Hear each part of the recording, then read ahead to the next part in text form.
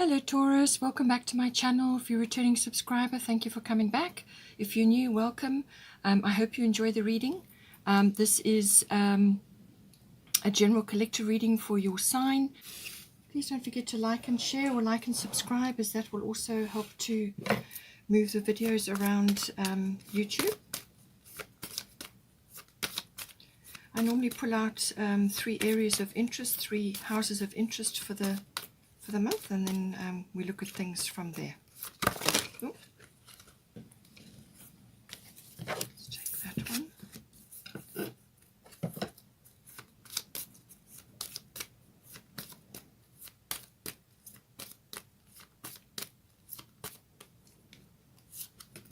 So we've got 3rd house so far, 11th house,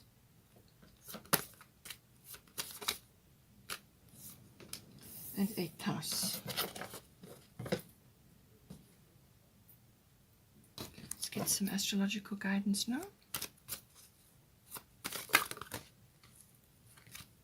Too many. Let's see if we can break that down a bit.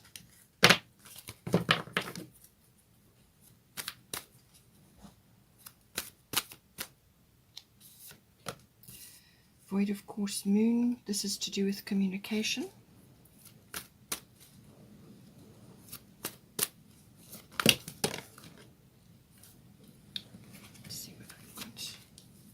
Neptune and Pisces coming out, and then this one I'm going to put on the bottom. Solar eclipse revolution. Let's get some goddess guidance now.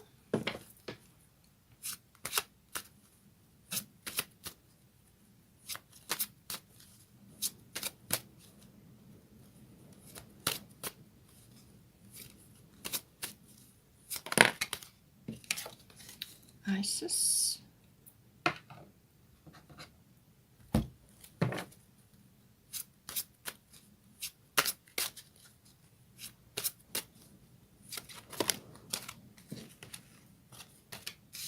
Bridget, and Kali. So lots of endings and beginnings happening for you in some way, shape or form. We'll have a look at that soon. Okay, and then bottom of the goddess deck is Kuan Yin, compassion. Let's get a fairy tarot.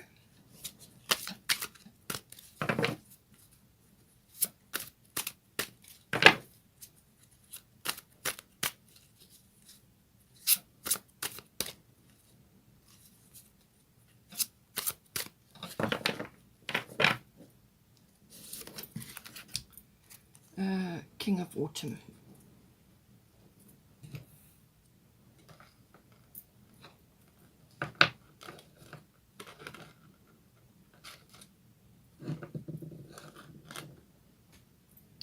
Let's get a destiny card. Bottom of the fairy tarot is Justice. So we'll have a look at that as well.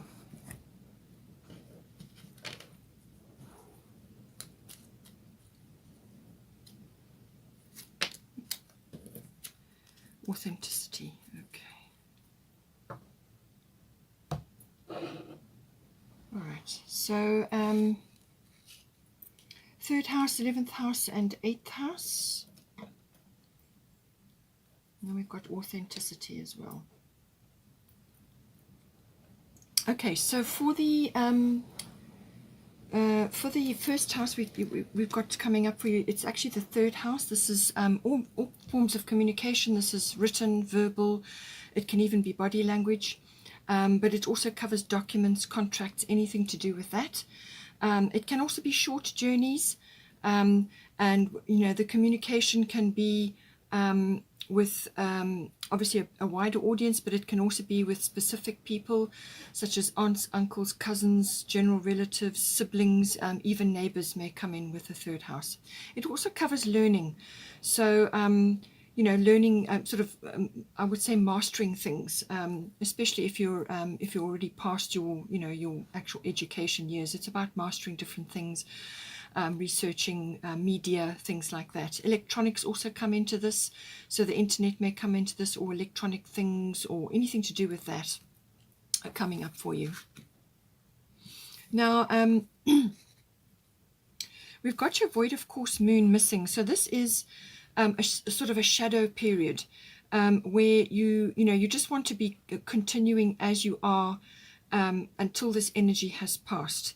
This can sometimes depend, depending on what your situation is. But this is about just going into a sort of a rest, recovery, or a sort of a pause period. In this case, obviously expression related, but it can also be document related, where it's saying just take a step back until the energy has passed, because it's not a time to be initiating or to be making big actions while this is going on. But it's basically saying just stay as you are, just step back and go into sort of planning mode.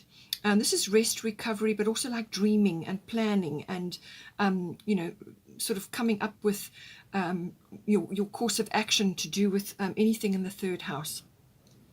And just hold your energy back, during that period.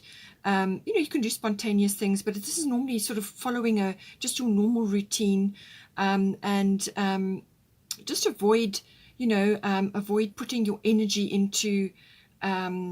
into something that is that you really want to manifest, because with this happening, it's a sort of a shadow period. So what it can do is it can kind of boomerang back on you, where you get the wrong result or no result.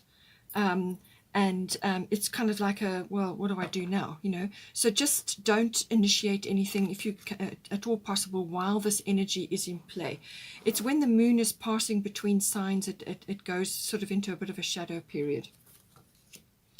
Now, some of the issues that will be coming up in the third house is to do with past life. So the situation involves your past life memories. So this may be either a communication, or you could be receiving news, or you could be giving news, you could be hearing things, you could be hearing gossip, you could be hearing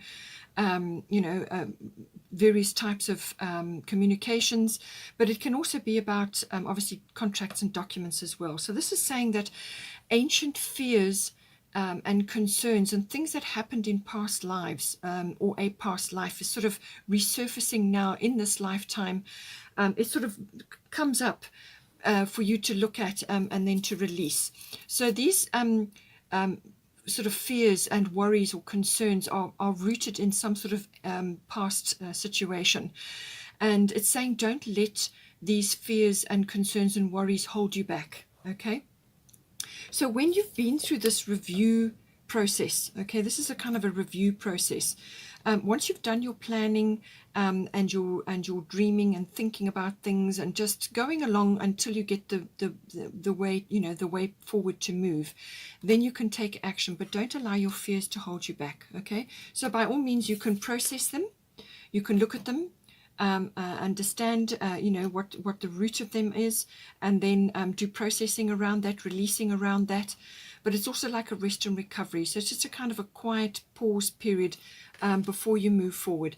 But it's saying that whatever's coming up for you, just be aware that it's rooted in some past situation. I mean, it may be worth your while to get some sort of past life regression or hypnotherapy, or whatever is right for you. Or it could just be deep feelings that you're feeling. You're feeling that they're connected to something much older.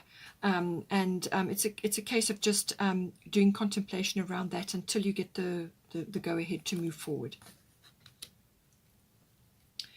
We've got 11th house here, friends. This is friendships, friends and friendships. It's also contacts, networks, grouped activities of all kinds. So this can be associations, societies, and it can even be clubs.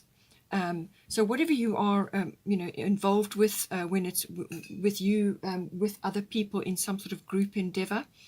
It's also global consciousness and group consciousness. So this can be within a company setting if you are in a company as well. So, but I think a lot of it is global consciousness at the moment. And this also deals with the future. The 11th house does deal with the future. So it's your visions of the future, what you see. And what you're trying to achieve for yourself. It can also be quite idealistic. It's also about your hopes and dreams, your what you're aiming for. Also your personal hobbies and interests, things like that. It's also, sort of, your dreams. I mean, something may be coming in for you as well, but it could also be that you perhaps need to just look closely at things as well, because you've got Neptune here. So just be careful that you're not slipping into some sort of idealistic notion or like a fantasy or an illusion. Be very clear that you've got things as they should be. And if they're not clear, then this is this coming in. Wait until things are clear and then you can move forward. So it's, with Neptune, sometimes an illusion or a veil can be over things and you just don't see things clearly. But it can also be obviously to do with friendships, but it's also to do, with your own sort of social groups. You may be expanding that, or you may be changing that. Trends, currents in society, and this can be like social reform and causes as well. You may be interested in taking up a cause or a reform of some sort, or you may be involved in that. All of these factors can come in with the 11th house. It depends on you and what your situation is in life. And what you're trying to do. With Neptune sacrifice here, this, as I said, can be to have that sort of veil over it, where things can be a little bit confusing. So it's best to make sure that your feet are on the ground. Being a Taurus, this will be natural for you, so make sure your feet are on the ground and that you're not being taken in by some illusion or some fantasy which is clouding your vision.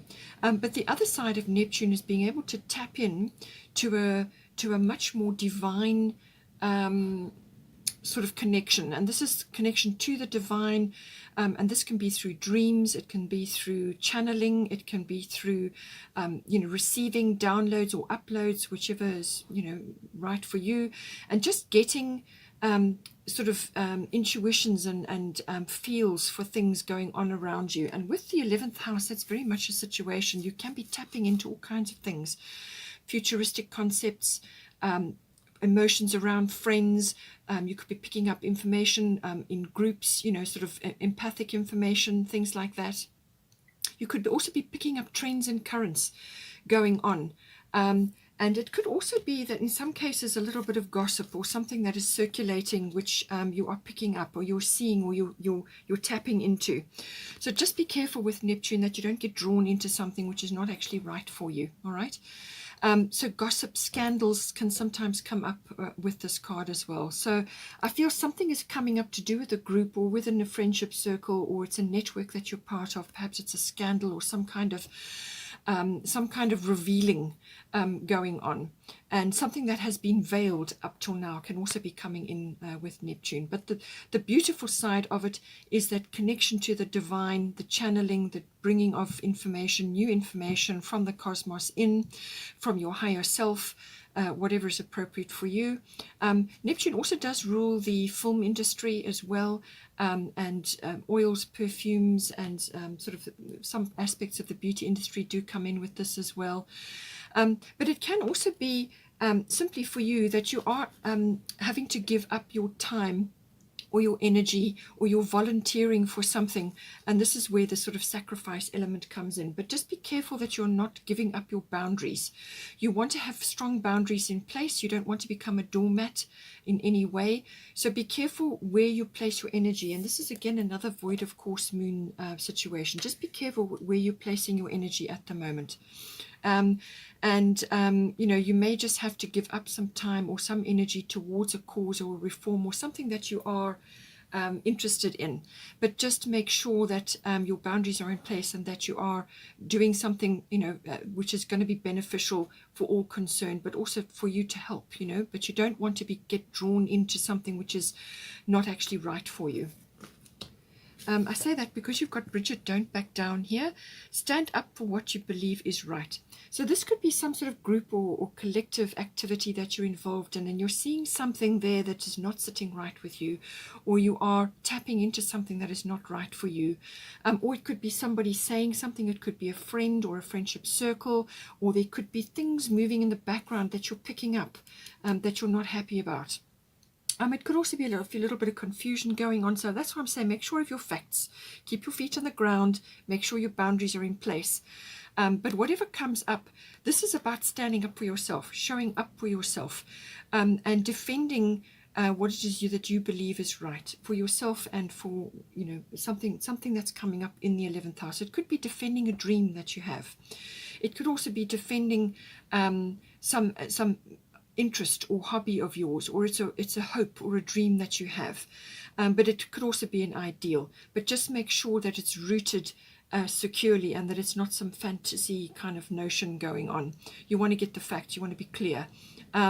And you know, just hold fast to what it is that you believe in, and put your foot down if you need to in certain circumstances, and just be clear about what you will or won't do. Then we've got quite a few shifts and changes coming in here. This is the 8th house, which is the house of endings and beginnings. So this covers a variety of aspects, but you've also got Kali here, endings and beginnings. The old must be released so that the new can enter. You also have solar eclipse revolution. So there's definitely something, and underneath you've got sun spirit, and on the other side of this revolution is something will come to light which is going to be beneficial for you, but you've just got to go through the process. So the 8th house is can be the endings, the ending of a committed partnership or relationship, or it could be the beginning of one, or it could be the merging of something, the merging of a business partnership or a relationship where you are looking at the nuts and bolts of that commitment. So this is like, how are you going to merge your resources, your emotional and material resources? How is it going to come together? Or it could be the dissolution of that. It can also be, as I said, it can be business or relationship. It's like one chapter is ending and a new chapter is beginning. But it can also be that something is falling away because it no longer serves you and something else is coming in. There is also a regenerative or renewal aspect to the 8th house. So this can be something that is existing, which now needs to be renegotiated, or it's undergoing a regeneration or a renewal. So this could be, again, business related or relationship related. Just apply it to your situation. Sometimes there can be a few power struggles in this house while things get sorted out.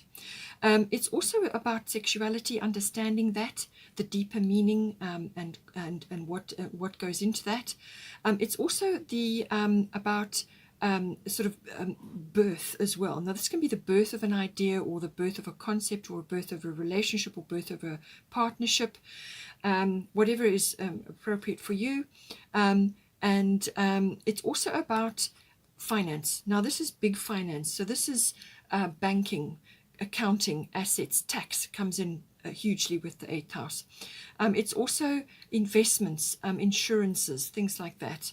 And it can also, in some cases, be about legacies and inheritances. So whether this is as a result of some sort of passing over within your circle, or whether you are creating a legacy or an inheritance, it just depends on your situation.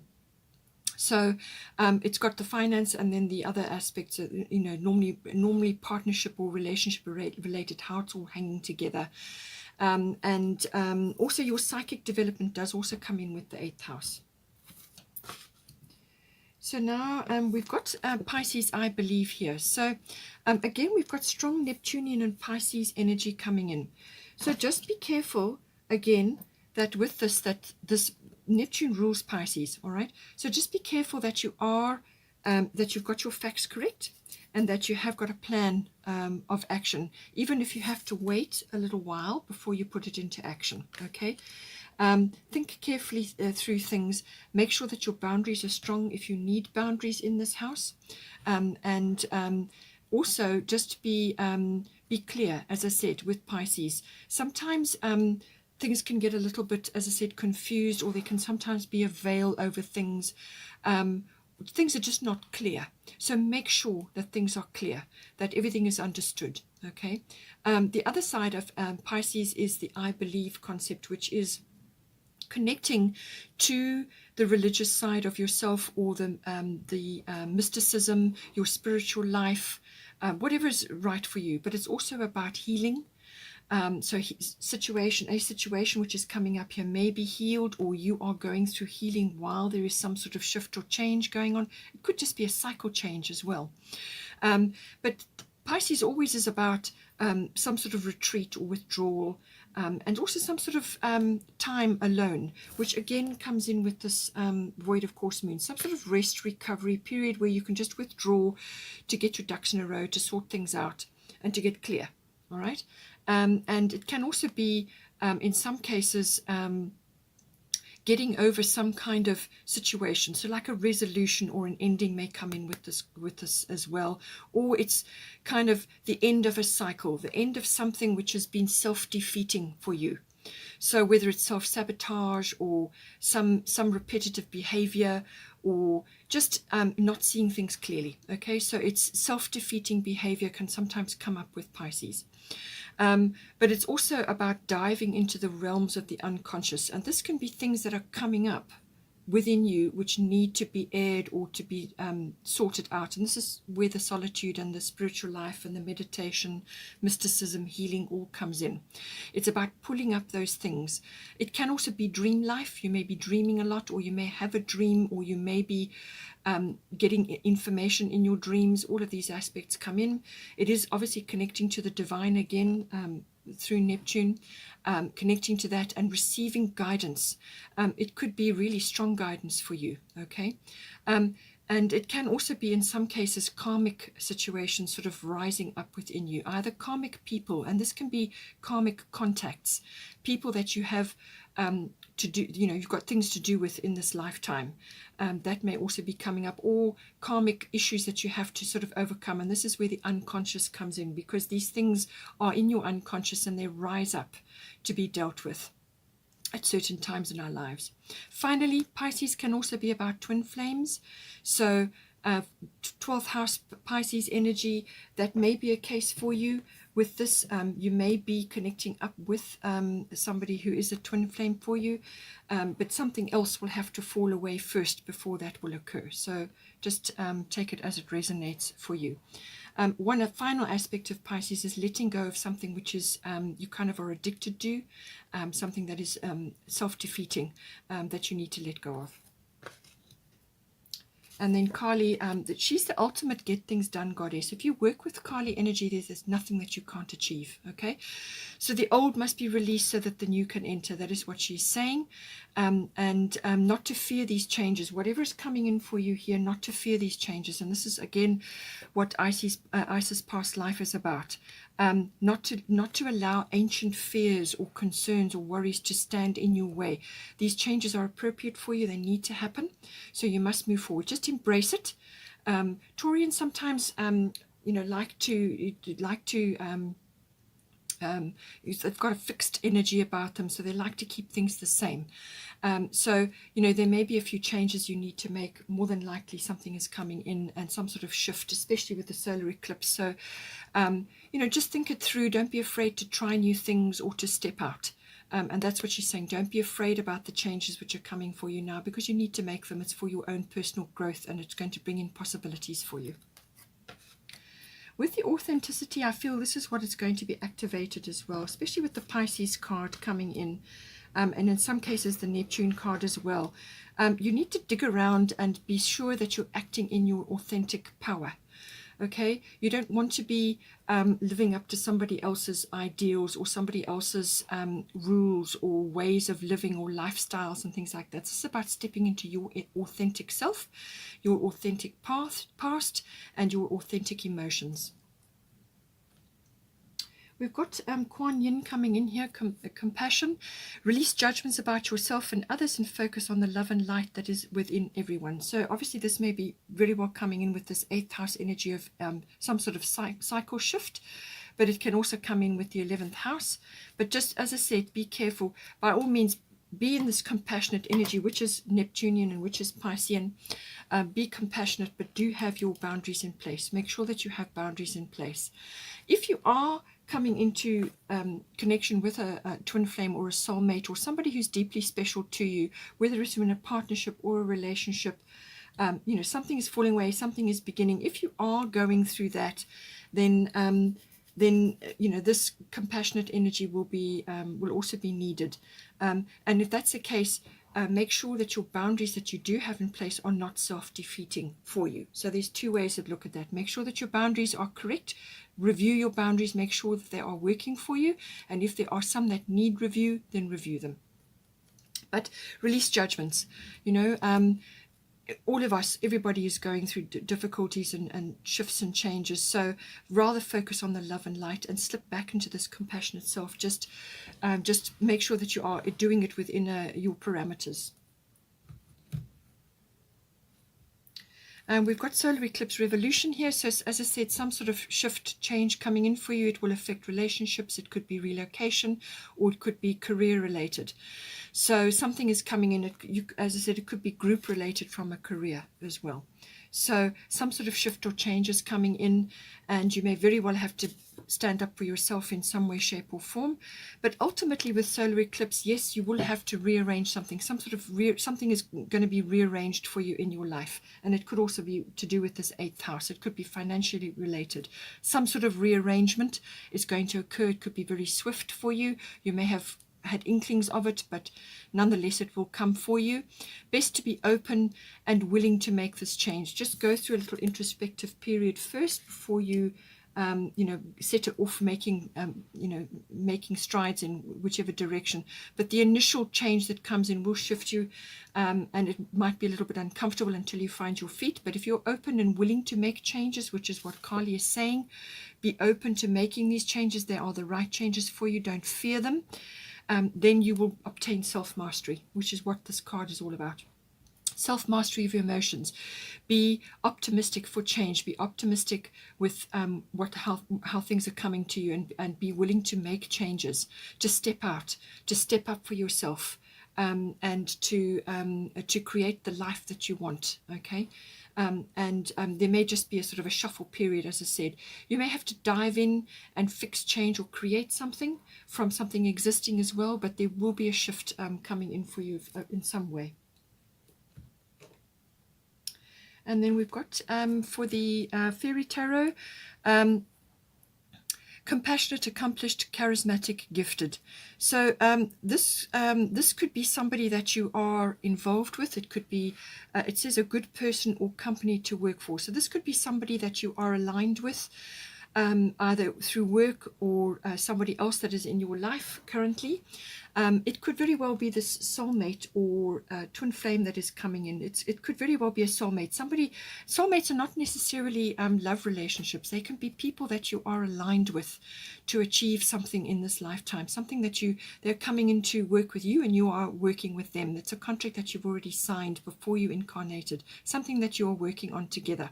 So it could be somebody like that, or it could be that you need to bring these qualities into yourself and manifest them. But it says be assertive when it comes to what you know is right. Everything going your way, a good person or company to work for. So this is where Bridget comes in. Don't back down. Step up for what you believe is right. So this is a second message for you coming in. This was in your 11th house. So stand up for what you know is right. Be firm. And everything will go your way. You will be able to conquer whatever is occurring at this time. And then the bottom of the Fairy Tarot, Justice. Take time to review the details carefully. You will win in the end. Fair and objective decisions. So this is why you've got the Void of Course Moon missing. Take time to review the details carefully. That's what this is saying. And this is to do with contracts, documents, communication, electronic things. It can be short, local travel, local journeys, cars, maps, things like that. It can be that related as well. So just get everything balanced. And when it says fair and objective decisions, this is why I feel you need to be careful about what it is the facts, because Neptune can sometimes conceal. So just make sure that you have got the facts correctly, and that you are 100% aligned from your heart with what it is that you're planning to do. Okay, Taurus, hope you enjoyed that. Please take care and have a wonderful month, and I will see you next time.